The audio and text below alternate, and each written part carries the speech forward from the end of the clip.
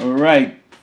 Good morning, and welcome to today's live event where we're covering the 7-step reset, applying it in December for crushing anxiety before it begins. This is the idea of stopping that anxiety spiral, but it's all about prevention, and the point is to stop it before it begins. And this is the December version where I'm focusing on anxiety because you have to have mastery of your present moment. You can't be in a triggered state and expect to access the best version of yourself. Expect to have the agency and personal leadership.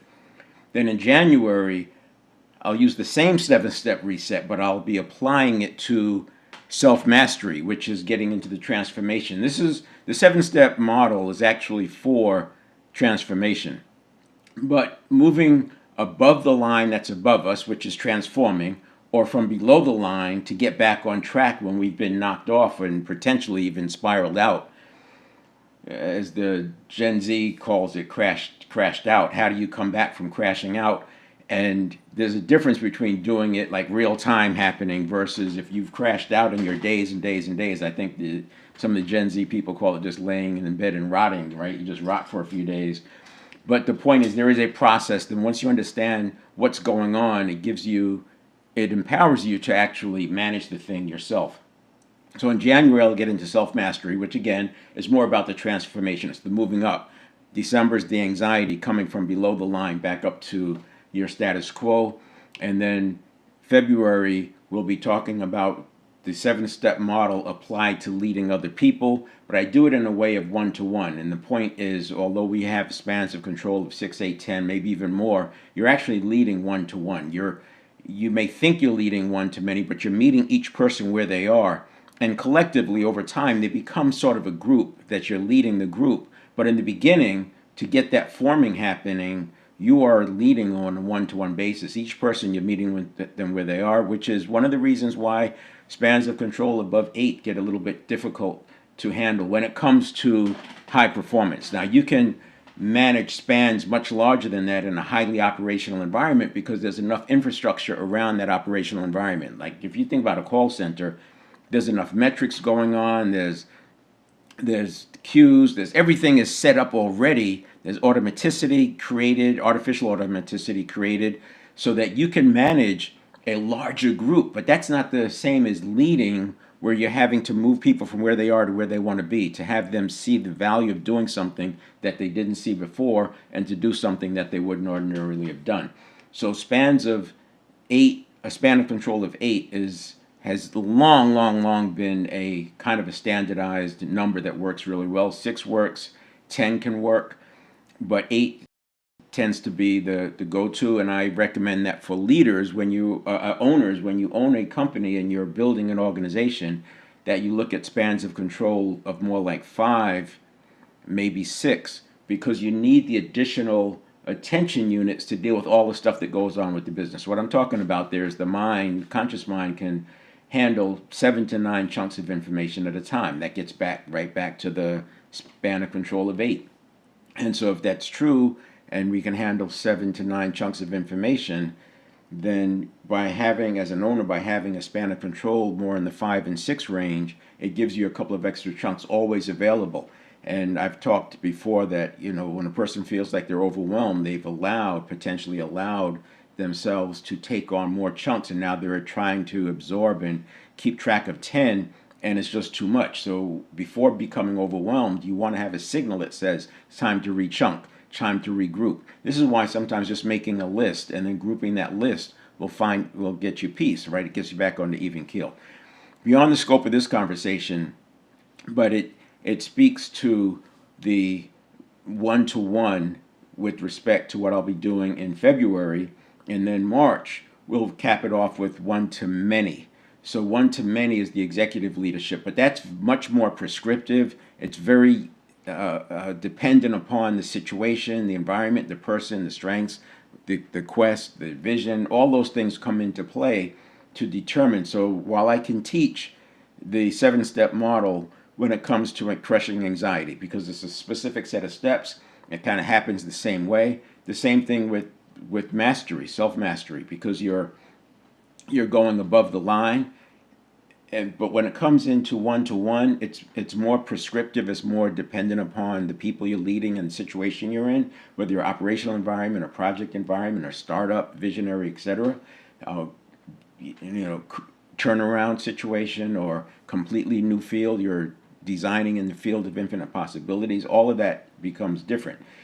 Now, there is a understanding that when it comes to neuroscience, there's not a one-size-fits-all, and I would say there's two parts of that. There is a part of it that neurons that fire together wire together. The ones that are wired together also fire together, and there's a process of what happens. I'll be talking about that today in step 3. That's pretty much universal in general terms, but in the specifics, it changes because it has to do with the person's state. It has to do with the person's lived experience. Now, this is not mental health. So when I bring up the word trauma, I'm not talking about the kind of trauma that we're thinking about with mental health. Just consider that if a kid gets bumped and the ice cream falls off their cone, that can have a long-lasting impact on them that is triggered every time they get an ice cream cone. They may become protective, or when they get bumped, it raises something. So I'm using trauma in a very loose form, but everyone has their own lived experience. So we don't know how inputs are going to impact a person. We don't know what a person's response is going to be, or reaction is going to be from a specific situation, which is why you want to test. So when we get into the one-to-one leadership part of it, it's very much about reading signals and understanding, using thin slicing and seeing what's going on with that person. And I'm even at the point of saying, looking for markers to predict their heart rate variability. Now, you're not going to be able to do that exactly. You don't have measurement tools, etc. But we know that high heart rate variability is correlated with more willpower. High heart rate variability is correlated with high adaptability. If you're leading people, especially going to do things that are difficult, you want a high adaptability mode. You don't want them in fight or flight. And I would argue that very seldom do we need people in fight or flight, because we're not facing tigers for most of us. Some of us are, but if you're facing tigers, you don't want to be in fight or flight. You still want to be in focus and engage. And this is where, like, special forces training, Rangers, Navy SEALs, etc., they are trained. The training gets them to the point where they don't go into fight or flight. They go into focus and engage. And you can do the same thing. So the objective is focus and engage. The point is, in normal terms, you're probably not going to be coming across life and death. And there are jobs out there that are closer to life or death. And those jobs, the people should be trained, and you can see when they're not, right? Watching some of the videos, but they should be trained to be able to bypass the fight or flight and go into focus and engage. It's fight or flight, freeze or faint, but the one we want is focus and engage.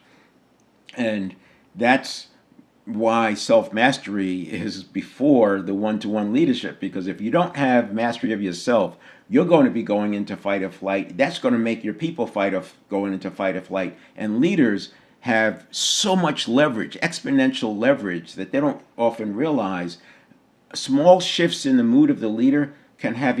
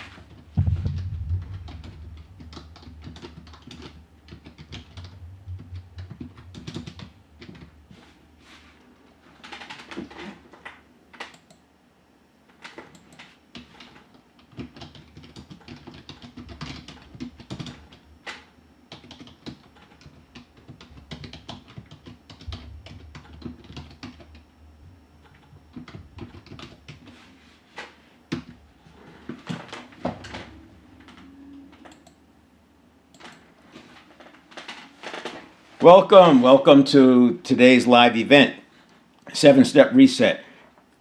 For the rest of December, I'm applying it to crushing anxiety, stopping the anxiety spiral before it begins. This is because if we are in fight or flight or that pre-fight or flight mode, it's very difficult to go from there straight into focus and engage. And what we have to do is be able to apply prevention. It's also very difficult to learn when we're in that stage. It's difficult to perceive what's going on objectively. This is why they talk about the red mist. When people get into that fight or flight, they're literally not able to be aware of things outside of that. It makes sense if you're supposed to be fighting a Serengeti tiger. In January, I'll be going into self-mastery. So 7-Step Reset applies, and I designed it for transformation. Turns out that the work we have to do to transform into something different that we have never done before is not that different from getting back up above the line, that lower line, when we fall through, say, the anxiety spiral or crashing out or whatever it is. And there's two levels of that. There's the crashing out where you come back up to norm within a day or two, but there's the other one where you go into a funk and you stay there for days or weeks. And either one of those require work to get back up, and you can. That's the thing. It's accessible, which is why I'm doing the 7-Step Reset, because there are too many people who think it's impossible. But it's all habitual, and habits are very much within the realm of being possible. Habit change is definitely accessible, but you have to understand it to be able to apply it. And then in February, so January is mastery, February is one-to-one leadership, where I'll take that same 7-step practice, but now we're observing it in other people, because the mastery gets us to where we're not in fight or flight. We're going into focus, engage instead. And now you're able to see and observe. Just remember, your people are using thin slicing to assess you as well, but leaders have an exponential amount of leverage, because while they're reading every signal that you have, they're interpreting it through the lens of their own survivability, right? You're the link to their ice bowl, so to speak. And I think leaders sometimes forget the amount of leverage they have, and they just expect people to understand it or get over it, or just do it this way or just get past it. It doesn't work that way, because they're thinking about their survivability. They're dropped down into that first level of Maslow's hierarchy of needs, of food, right? And then safety after that. So the 7-Step Reset helps navigate through that. And in March, I'll get into the executive level, one-to-many. And it's not that different. The 7-step model still applies. You're reading other people. The distinction between February and March is that in February, it's leading on a one-to-one. Although you may have a span of control of 6, it's still leading one-to-one. And spans of control forever have been 6, 8, 10. Those are the right numbers for span of control. And I think it correlates with the 7 to 9 chunks of information the conscious mind can hold. But we're leading one-to-one. Now, this is not to be confused with managing a large group. So you can manage a call center. One person could manage a call center of 20, 30, even 100 people. But they're using technology. They're using technology to seeing the cues, the markers, etc., timings, and all of that. And what it does is it makes it possible. So you're not managing that. When I'm talking about spans of control, I'm talking about leading. And leading is taking people from where they are to where they want to be, or even helping them understand that where they want is not where they want to be, and where they want to be is over there, and here's how we're going to get there. That requires a one-to-one component. So that's why I distinguish between leading at the one-to-one level, which is like a team, and then leading at the one-to-many level, which is a group. And that gets into more setting of the climate. So whereas one-to-one is prevention, but it's also adjusting as you go. One-to-many is almost all prevention, because you've got to create that environment that there's positive outcomes are more likely. And so if you look at it from the 7-step standpoint, this is all pre-stimulus, steps 1 and 2. So in anxiety and self-mastery, this is the self-development step. We've got to be developed in such a way that our beliefs, neuroplasticity, priming, mindset, physiology are aligned with our quest. There is somewhat of a ceiling here, because your self-development has to keep increasing to raise your ceiling. But this one is a very important step as well. Now, for the last 3 days, I used physiology as a placeholder or as a quick fix to look at the current state. But the state involves mental, physical, spiritual, emotional, and then self-image, which is your self-talk. But you want to be aware of what that is. So I would say if this is self-development, this is the awareness. And awareness is more like the spiritual part. And when I say spiritual, I don't mean spiritual realm. I'm talking about our highest self, where you can be aware that you're aware. You can be aware that you're aware that you're aware. Just like you're aware that we're having a conversation about awareness and about being aware, and then now you're aware of that. It can go on and on and on. The point is, you have to have that self-awareness to know, are you in a good place? This is important because if we're having up to 33,000 decisions a day, which are really 30,000 plus stimulus response cycles. 95% of what we do is done by habit. So we're going through this over and over and over. We're awake about 65,000 seconds a day. So every other second, we're being hit with another one of these. You don't notice it's happening at the unconscious level, but it's still happening nonetheless. So if we're already triggered in pre-stage fight or flight, neutral things that come up are going to be perceived as major threats.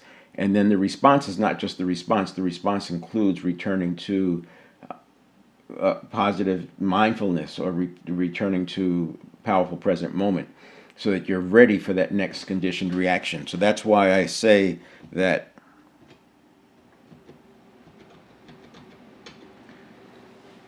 the step 2 is awareness, but physiology is a good way to check in on the dashboard. So it depends on how deep you want to go on here. As a coach, you're going to be paying more attention to each of these. Certainly the self-talk, which is an indicator of where the self-image is. Today we're talking about the step 3. This is where it all happens. This is a 1 second point in time where I would say is the major leverage point. I'd love to have people come on and chat with me about it because I'm going to map it to emotional intelligence. It's aligned with emotional intelligence. It's aligned with neuroscience. The reason I do it in 7 steps is because, and I'm going to expand this. 1 step is a model. I have a model of this. Now, this step is mostly ignored because it happens so quickly and it's just assumed to be habit. But also, people falsely make the assumption that this is happening as a mind event. It's not a mind event. It's a physiological cognitive processing. It's the network of neurons, most of it. Most of that step 3 is the network of neurons just processing energy. And you'll see that in that processing of energy, so if you think about the network of neurons, 100 billion neurons, each interacting with 1,000 to 10,000 other neurons or maybe more, and that is essentially where the habits reside. There's trillions of connections, all these associations, and the reason it can be so fast is because there's energy flowing through the neurons, and the more myelinated they are, the more synapses available neurotransmitter for those neural pathways, the stronger they can fire. And those paths of least resistance become your habits. And in stress, those paths of least resistance, highly myelinated, well synapsized, those become your default because it's in a threat situation, because it's what survival is. So I'm going to go through this step 3, and there's a connection to step 2, which I'll describe, and there's a connection to step 4. Step 4 is the conscious mind. So if you look at it in terms of stimulus, the stimulus happens right here, right before step 3, and your reaction time is about a quarter of a second for the subconscious, and then another half second for the conscious mind. So all in that first half second, anything that you're doing has to be programmed in at the subconscious level. It has to be done at the habitual level, which is what I mean when I talk about automaticity.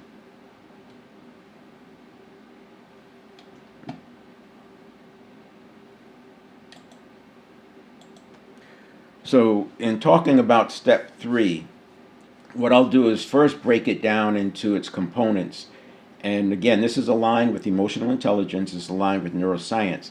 But what I am choosing to do, because my audience is made up of lay people, it's not made up of neuroscientists, and my objective is to help people gain mastery over leading in leadership situations so that they can help other people become the best version of themselves, which means first they become the best version of themselves. So it starts with the 7 performance areas. 7 performance areas is where this all began, and what I needed was a way to help people cycle through the 7 performance areas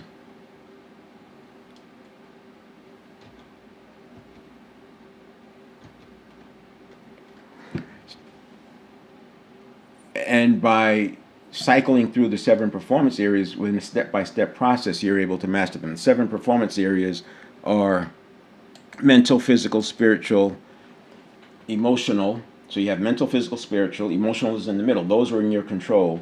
And then on the right side, you have relationships, professional and financial. Those require involvement with other people.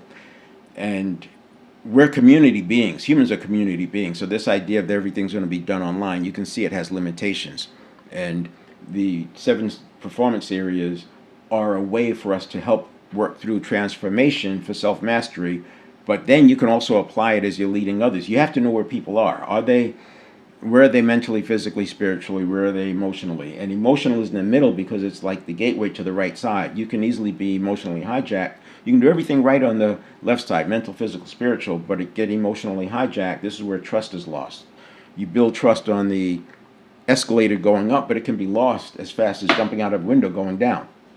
So that emotional part is very, very important, but it's actually in the 7-step process. It's step 5, the emotional modulation, but it also shows up in step 2 because in step 2, where you're checking in on yourself. As I said, that's like the physiology is the dashboard, but in this step 2, remember, you're looking at your mental state, physical state, spiritual state, emotional state. You're looking here, and if you're emotionally compromised, then you jump to step 5 and you apply, I shouldn't say jump to step 5, you apply the emotional modulation, the same emotional modulation that's in step 5. The difference between these two is this emotional modulation is processing an emotion that's existing, it's past, it's something that's coming up, some anxiety that's coming up. You can process it in real time, and you're doing it before that next condition, before the next stimulus comes on board. This step 5 is processing current emotions. So if you're being triggered by something that's coming up, that step 5 is to process that emotion so you can get back to an even keel and be in a position of strength and not one of reactivity or reactive survival responses, etc., survival reactions, I should say. Now, to me, this step 3 is huge. It's only 1 second, less than a second of this whole step, and we do 3,000 of these stimulus response cycles a day. You can look that up by asking how many decisions does a person make per day. It's going to say 30,000, 33,000, 32,000, whatever. And then if you ask what percentage of our lives are run by habit, what percentage of our actions and behaviors are by habit. So then you see, okay, so most of those decisions, the 33,000, most of those, like 31,000 and so, are habitual reactions or habitual patterns. And then you realize, okay, I'm making 33,000 decisions, but most of them I'm not even aware of. They tell us that 10,000 ad stimuli come across our awareness every day, but how many do you remember from yesterday? The point is you're filtering them out. The reticular activating system is filtering them out. Speaking of the reticular activating system, and I'm mentioning that this is aligned with neuroscience, it's aligned with emotional intelligence, and I bring that up because both of those disciplines have deep research, scientific research, peer-reviewed research, and you can rely on it. What I'm doing is I'm organizing it into a way that it makes sense for lay people. The challenge I have with neuroscience, and it's not a challenge with neuroscience itself, it's the way it's presented. One is neuroscience is still in its infancy. If the brain is hundreds of thousands of years old, and we've only had the brain scanning tools for the last half a century that can tell us what's going on in the brain, you can tell that neuroscience is still very, very much on a steep part of the learning curve. And the research tends to go deeper and deeper rather than wider, because to get peer reviewed, you have to get the same research has to be replicated, and you're not going to be able to do that if you're going out too wide. That's my way of explaining it. Emotional intelligence also has deep research on it. Now, both of those, and it's related, get to talking about what's happening where in the brain, because that's what the research is doing. They're doing the research in the brain, but when it comes to applying it, just try changing what's going on in your amygdala, and then you're going to you're going to slow down the handoff from the basal ganglia. You can't do it. So what I've done is taken these and said it's all neurons, all those parts of the brain, amygdala, hippocampus, all that's neurons, and neurons behave the same way. They fire together, wire together. For this level of the conversation, myelinated neurons fire faster, more and with more accuracy, faster and quicker. In other words, the impulse travels faster, but the reaction or the impulse comes quicker as well. And you need neurotransmitter for that to happen. If you're deprived of neurotransmitter, you're going to have slower impulse movement. The other thing is that thinking is energy. At its base level, thought is energy, and energy is going through the network of neurons, and there's a transition of energy that goes from the network of neuron type energy to thought energy. So that transition happens, and but it's opaque to people, right? This is why people think that what's coming from the network of neurons is actually thinking. So I take out all of the terminology from neuroscience, because too often as you go down the rabbit hole of neuroscience, you constantly come across words that need explanation. You have to be able to define those words, and then it becomes difficult to understand. Remember, the mind can handle 7 to 9 chunks of information at a time, and you're throwing in all these definitions, you kind of lose. It's sort of like when you're reading a book, you come across a word that you don't know. It might take a page and a half, and you won't even, your brain is looking for context, so you completely miss everything that occurred in that 1.5, 2 pages because you've been looking for context. Similar, right? And then on the emotional intelligence side, the challenge is all the focus is what's going on in this part of the brain and that part of the brain, and we just can't get our hands around that. So what I've done is a 7-step process here, and then I have a model for what's going on in the third step. There's a model. I built a model for that, and I'll keep refining it. And this is where I would love to have some people who, especially emotional intelligence folks and neuroscientists as well, but the emotional intelligence folks tend to be talking more about performance, leadership, things like that. So, and then we could have a nice mapping conversation to show how the model that I have lines up with the emotional intelligence, because the point is not to say I'm right, somebody else is wrong. The point is to make everything more accessible. I like what that line that says, Emily Fletcher, meditating, she says, the objective is not to be good at meditating, the objective is to be good at life. That's the point. The objective is not to be great at the 7-step model. The objective is to be great at life. The objective is not to understand all the parts of the brain. The objective is to be good at leading others to become the best version of themselves and to show up that way consistently. And that's the idea. And I approach these conversations from a point of view that says, if you disagree with me, then I disagree with me, until we figure out who's missing information. And that allows that conversation to unfold. And at some point you have to cut it off and say, okay, at this point we're going to stop here, but these are the things we agree on, these are the things we disagree on. And it's not about one being right or one being wrong. So that's in the chat. I put in the link that you can use to join me on stage. We can have a nice dialogue about this. I'll do it either way. We can do it live, which is what I'm doing now. This is live.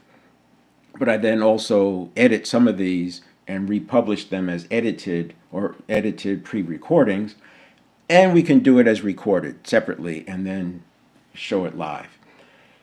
All right, now I'm laughing because I feel like this was a major breakthrough in terms of, so it all started because I wanted to break out what's going on in that 1 second. And that 1 second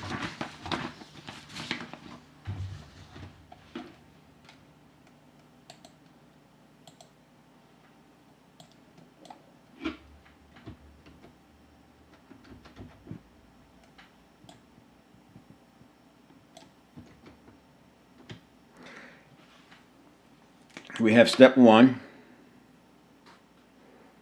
self-development.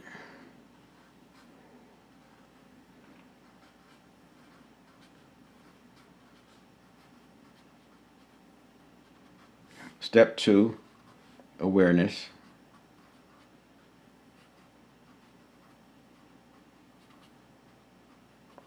We have step 4, which is like it's the response, but it includes action and follow-up.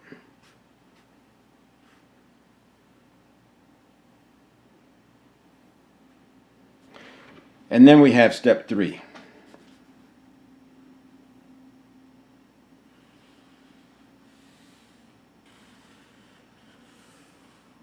Step 3 is the 1 second.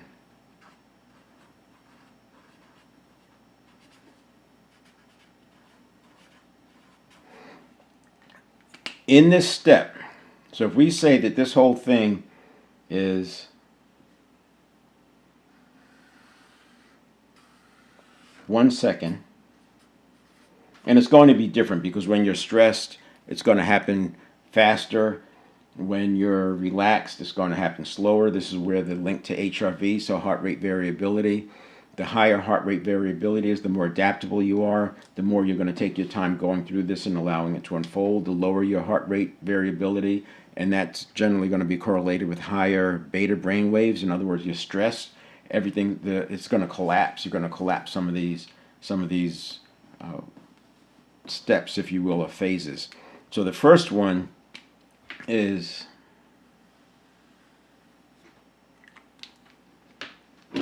this is T minus 100 milliseconds.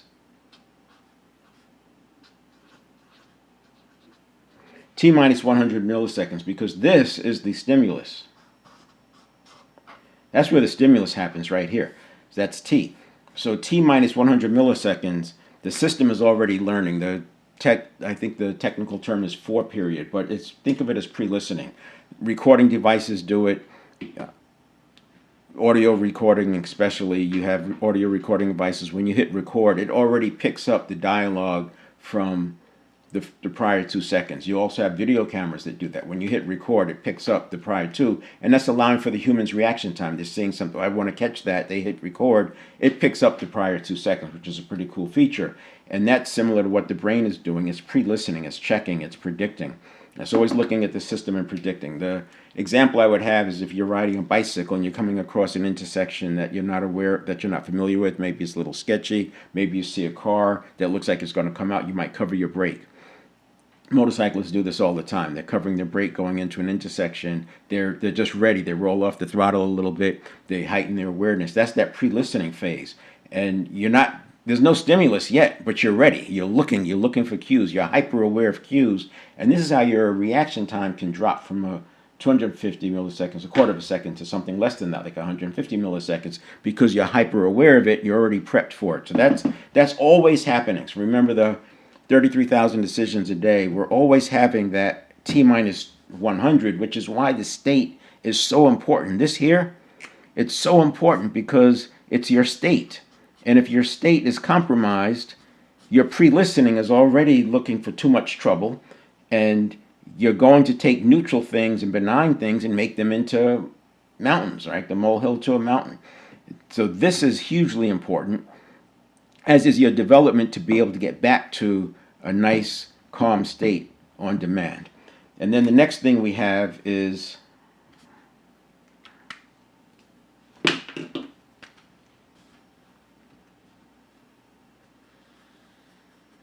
then you have this 250 milliseconds about,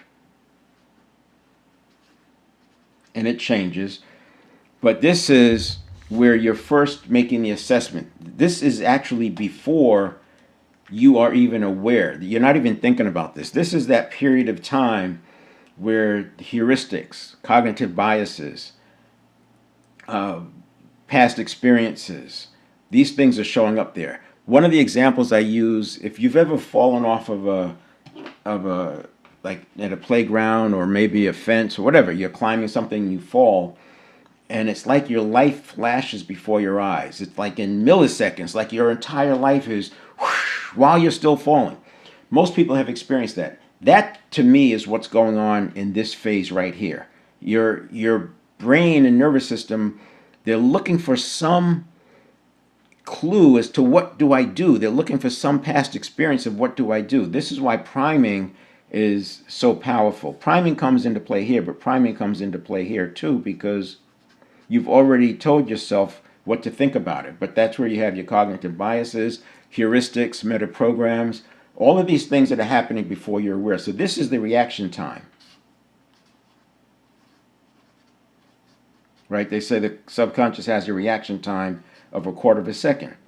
But it's not just doing nothing. It's looking at your past lived experience, which is why everybody responds to things differently.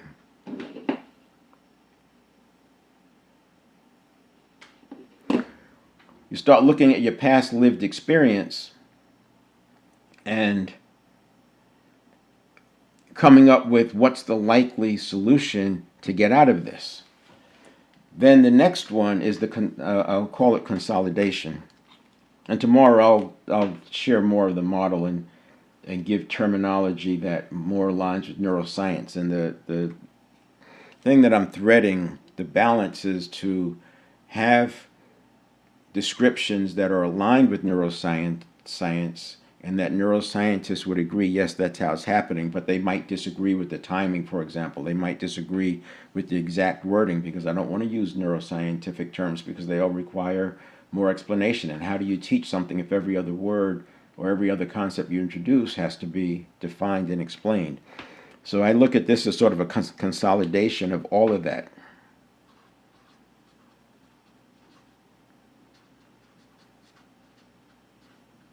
It consolidates all of what was going on here, and it pulls it in, and then it hands off a reaction. It's sort of a recommended response. Now, you have another quarter of a second. I should say this line here is where the conscious mind can come online. So you have a quarter of a second where you don't perceive anything going on. Then you have a quarter of a second where you have the reaction consolidated, and then the handoff to the conscious mind.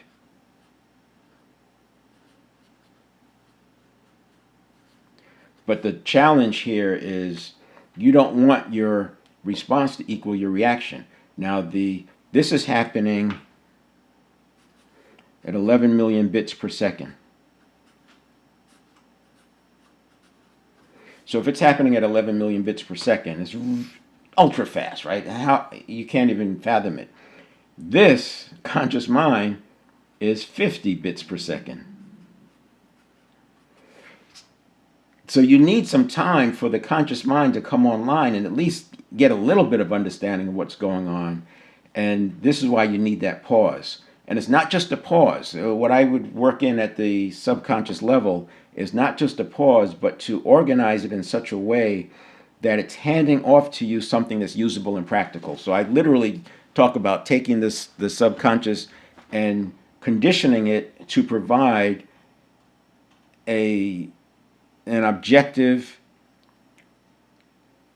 a clear definition. So the first step of problem solving is clearly define the problem. So what I want is an objective definition of what's going on with that stimulus. I want it to be objective here so that now the conscious mind can use some of that speed, because the other thing that's happening here is the transition from signal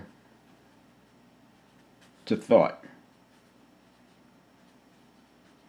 And both of those are energy. So when you go from signal to thought, this is a transition. But because they're both energy, it's very easy for people to think, this is what I'm thinking. This was my thought. No, this wasn't your thought. This was your associations. This is where your thinking comes in. So you need time to get what's going on here. And in here is where you're also being aware of, am I being triggered? Is this high leverage? Is this high threat? Blah, blah, blah. And you may want to do the emotional modulation before you take action, because now you're going to have your response. And that's the handoff to step 4. And then from there you get into your action. And before you take action, you do the emotional modulation. So I'll frame this out into a model tomorrow but I wanted to help people see that this 1 second model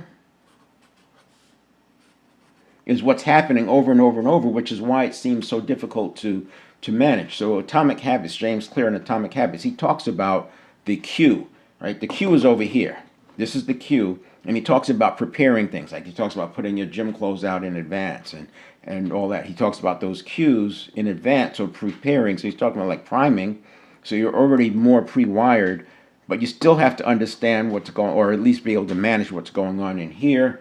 And this, as I said, it aligns with emotional intelligence, aligns with neuroscience, and then you go back into the other steps, which are action or emotional modulation, action, and then step 7 is returning back to mindfulness.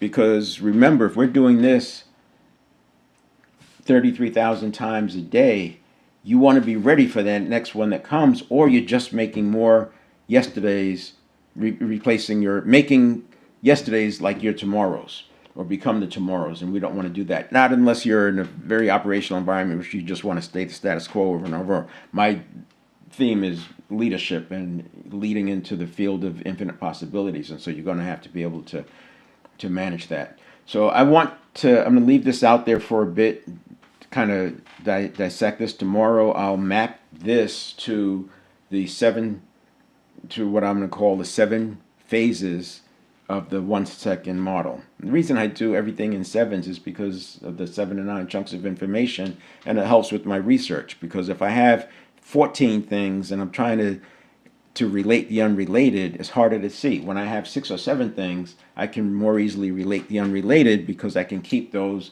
unrelated things in my mind at all times. It's also easier to describe. I was told that this is why phone numbers in the U.S. anyway had 7 digits without the area code, 7 digits, because you can remember that this goes back into dial-up phones, etc., way before cell phones, and you had to remember your phone number, your girlfriend's phone number, and your whatever phone number, your job's phone number, and the school's phone number. You had to remember all those because we didn't have a computer in our pocket, and that's why I do everything in sevens. But tomorrow I'll talk about the 7 phases of the 1 second model, and I'll map it to emotional intelligence. And I'll map it to what's going on with, I'll call it quasi neuroscience terms, just to make this make more sense. But I wanted to describe it because we're all aware of priming, we're all aware of cognitive biases, which is happening here, and we're all aware of survival reactions. We've all had them. And what I'm not saying here, but is very true, the more stressed you are here, the more likely this is to not be productive. The more calm you are here, the more likely this is to be productive. And that's why hacks don't work. One reason hacks don't work is because of homeostasis, and the system's always wanting to get back to stability. And so it absorbs those anomalies. But the other reason hacks don't always work is because a hack that might work when you're at a higher heart rate variability, lower brainwave, that hack might work, but then when you're stressed out, low heart rate variability, high beta in your brain waves, then it won't work. And that's just an example, but we've got to look at this in the context of steps 1 and 2, but I'm going to stay on step 3 for a few days and then come back to tying it to the 2 and the 4, because this is 1 second, but it's making it manageable. So the difference between what I'm describing here versus the amygdala handing off to the prefrontal cortex is that this is actionable. You can actually do something about it. And then I'll introduce steps that we can take. For example, here is your own priming. We should be doing our own priming and use rituals. Here I have the positivity exercise so that the subconscious is not predisposed to looking at threats, but it looks at things as neutral, so we're less likely to fall into that fight or flight, and it's a lot easier to just go straight into focus and engage rather than trying to stop the cortisol and the adrenaline. And that positivity exercise happens here. Then here we have deep practice and also things like swish pattern, but deep practice is how we build new pathways, because the reason this happens is that it follows the path of least resistance, and the path of least resistance is the high myelinated neural pathways. Highly myelinated neural pathways are the strong habits, and they're the ones that fire off. And the more stressed you are, the more likely you're going to fall into those highly myelinated, because if the subconscious or the network of neurons is looking at this as threat, it's obviously wanting to have you survive, and it doesn't have the ability to distinguish between a tiger level threat versus a small annoyance.